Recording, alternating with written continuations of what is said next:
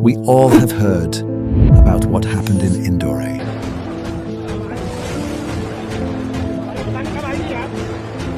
A tragic house fire claimed 7 lives. Reports suggest that an EV charging fault may have triggered the fire. This was not just one accident.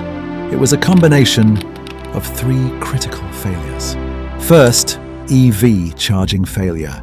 Second, LPG cylinders caught fire. Third, electronic locks reportedly did not open, and nobody could escape. Let us understand these 3 failures clearly. Failure 1, the EV charging point reportedly exploded. There was no warning, no detection. The fire started instantly. If they have installed Klug OS, EV charging interruption detection, abnormal current spike detected, Smart DB isolates that circuit in milliseconds. Notification to owner instantly. Fire may still start.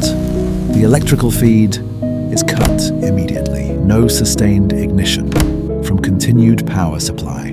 Failure 2. There were LPG cylinders inside the house. The fire reached them. This created a deadly chain reaction. Klug OS response. Smoke and heat sensor detects fire in early stage. All circuits isolated immediately. Family alerted in seconds. Fire department auto-called. All exit doors unlocked. Early detection means evacuation before the chain reaction. Failure 3. Electronic locks trapped them. Electronic locks were installed on the doors.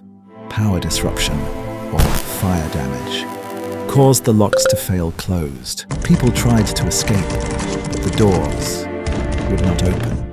Fire detected, or smoke detected, or power failure detected. All electronic locks immediately default to open, not locked, open. This is a fundamental safety principle. OS. In any fire or power emergency, every exit unlocks automatically. Intelligent means knowing what to do when everything goes wrong is a life safety standard. These people had smart technology installed for security, but in the worst possible moment, that same technology failed them because it was smart without being intelligent. This tragedy can be explained in one sentence.